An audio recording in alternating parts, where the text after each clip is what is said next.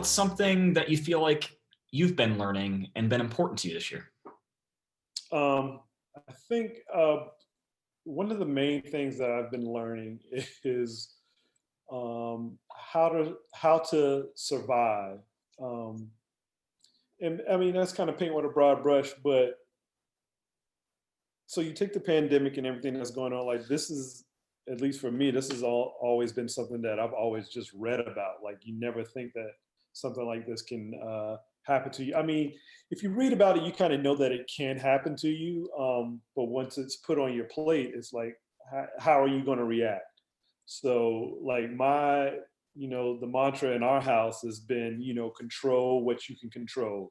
We go places, we see people not wearing masks, we see crowds of people, and it kind of, it infuriates you because, we have a child and he can't play with kids because you don't know how everything's going to transpire. But yeah, looking at crowds of people not wearing a mask, it can get you upset. But it's like at this point, it's like survival. Like you have to control what you can control because I'm very short sighted in the sense that I'm only concerned with two other people, my wife and my son. Of course, my parents. I'm just going to tell them wear your mask, stay away from crowds. Like I'm a, tell them until I'm blue in the face. If they can't adhere to that, and it's kind of like it's out of my hands. So I think survival, man. Like just we can control what we can control, and hopefully this thing passes us by, and we can make sense of it. But yeah, that's the biggest thing.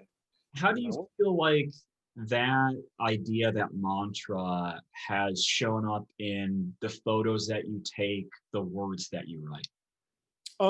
That's all I talk about now, man. So I mean, I'm way more sensitive now, being married, having a son. You know, little historical makeup. I played sports, a bit of a meathead. I don't want to use the term guy's guy, but kind of just rough and tough, or just rough and tumble, like, not a whole lot of like, you know, just like emotional conversations with friends and all that. But now, in my 40s, married with a son, like I have those conversations with a lot of my boys now. And I think it kind of comes from, my family now. Like, oh, I think I kind of lost track of your question. What was your question again? Just In the repeat that. way, so the photos that you take, Yeah, yeah, yeah. words that you write, which are typically very personal. And Yeah. so it's like to have this be an emotional center of the way that you felt, not just right now, but for the last months, how that's kind Mhm. of showed up in what you do and how you work. Yeah, so like everything kind of like comes from that. And when I say comes from that, like it starts with my family, and I kind of just build around that because like that's like the center of my existence right at this point in time. Like I said, I'm like in a survival state all the time. Everything I do, like head is on swivel, like have to wear your mask. Like it's like all these. It's like three or four extra steps added on to your everyday routine. So just from that aspect, as far as like like pictures and stuff like that, I've always kind of liked a kind of like a dark, somber, in a sense, cozy like kind of images. But then a lot of those images are still kind of connected to uh, events that I'm or time spent with a family. Like I don't really take pictures outside of the house because we're quarantined. Like we really adhere by the rules. Level one, no crowds. We're in the house all the time. So like a lot of my pictures will reflect that. As far as like my writing, like yeah, it starts at the home and then it kind of like it extends out to like my experiences, not too far outside of the home, the place where I go to get beer. Like, I mean, if you like look at a map of like the things that I talk about, they're never really further than 6 miles from the house, like literally.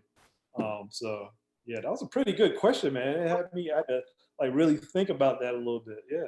It's funny you talk about it like that, that distance of where your life exists and where even the way that you think about what you see and write about too, because at least the way that I've come to know you and some of your previous beer world related stuff is you're very social.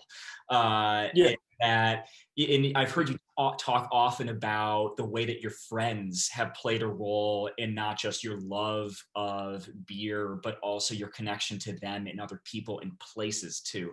But then to shrink all of these down into 6 miles can be challenging, I imagine, both personally as well as trying to maybe recalibrate the way that you're thinking about some of the work that you're doing too.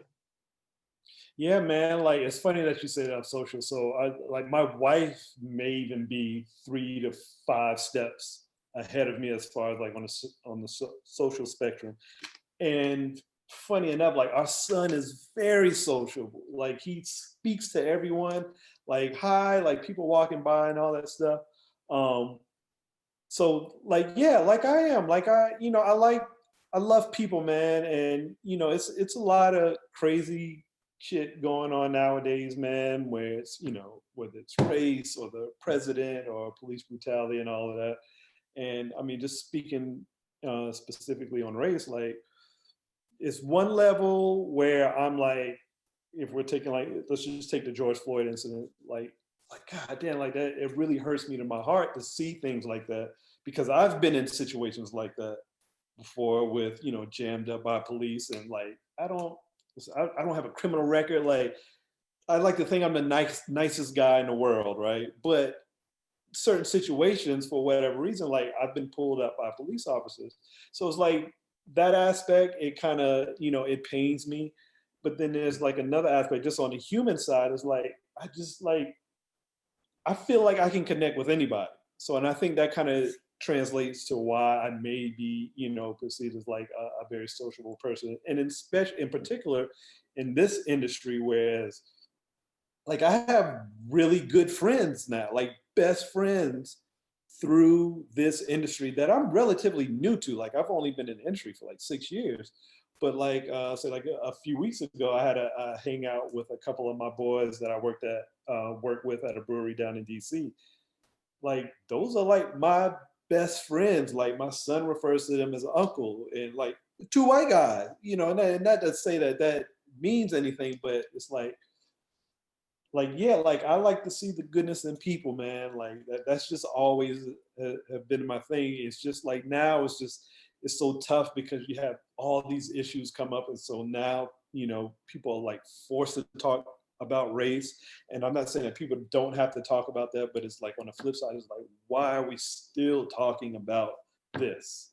So it's like all this back and forth that I uh, go with in my head, but at the core, I'm just like, yo, man, like I just want to hang out with cool people. Like literally, I just want to hang out with cool people, man. Like I don't really care about all of that, but there is a side of me is like I'm not going to lose sight of reality. Like my existence in some people's eyes may be perceived as anything other than good. So. Yeah, I think the duality that you're talking about feels so definitive of 2020, both in the way that the world's kind of thrown so much at us, but then Mhm. also what we think about and want our interaction with the world to be. Mhm. So maybe let's end in a happy spot.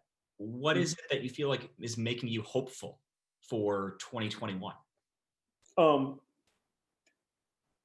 Juxtaposition going on here. I think this pandemic, everything that we're going through, 2020 is a shitty ass year. We can kind of like, I don't even want to redo it, but like, let's just chalk it up as a shitty ass year. I think what it has done is like, it's pulled the blanket over from everyone's eyes. And now we can all kind of, everybody's now been looked at as human because anybody can contract the virus. Like now we see all the injustices that are going on. What are we going to do next? And I think, at least I feel in my gut that this is. You ever go and buy like a cologne and like an Ulta or something like that, and they have like the coffee beans. So like you spray one cologne, you smell it, and you have the coffee beans. They like clear your palate. I think that's where we are right now. Like 2020 is the coffee beans. We've cleared our palate, and 2021 is like it's not going to be 100%, but it's going to be 10 times better than what we experienced and what we have experienced. So like this is the coffee beans phase. I'm willing to go through this just knowing that everything's going to be 10 times greater than what it is now. So Oh, a whiff of December to get ready for the pleasantry of January, right? couldn't have put it any better than that, brother. That's exactly what I was trying to say.